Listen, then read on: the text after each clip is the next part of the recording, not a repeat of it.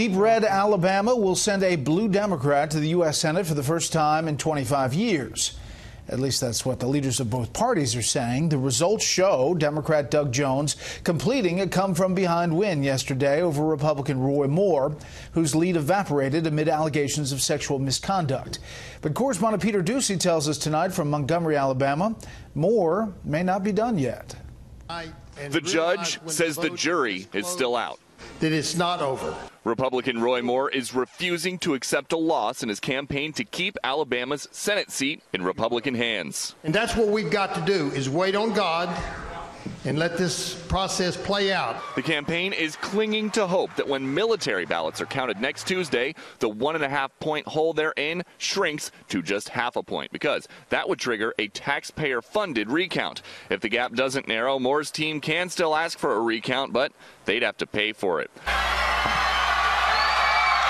The winner, Democrat Doug Jones, is looking ahead towards a transition and taking up President Trump on an invitation to the White House. So he's done with the race, but he's not calling on Moore to quit. I'm going to leave that to him. I think that as most people, including the president, believe that the people of Alabama spoke. And after elections, it's a time for healing. It's a time for reaching out. Jones won the state's African-American vote by a massive 87-point margin. Voters under 45 by 26, and women by 12. 7 out of every 10 Jones backers said the accusations of sexual misconduct against Moore were important to their vote. There were also more than 22,700 write-ins, greater than the 20,700 plus by which Moore trails. I thought a lot of people might possibly go down an alternative road, that is, vote for a write-in or choose a write-in, and a lot of them did. The president, who eventually endorsed Moore, says he predicted this would happen, tweeting today, quote, "The reason I originally endorsed Luther Strange and his numbers went up mightily is that I said Roy Moore will not be able to win the general election. I was right. Roy worked hard, but the deck was stacked against him. The deck was misplayed, the way some Republicans see it, by Moore backer Steve Bannon."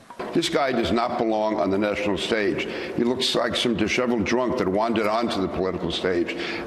He does not represent anything that I stand for. Bannon has been laying the groundwork to challenge every sitting Republican senator in 2018, except for Ted Cruz and Orrin Hatch. His colleagues at Breitbart insist he will learn from this loss ahead of those midterms, but that Tuesday's result had a lot to do with Republicans condemning the Republican. Which credible figures in the GOP told people not to vote for Roy Moore? Mitt Romney, Ivanka Trump, Senator Shelby. That's where the defeat really came from.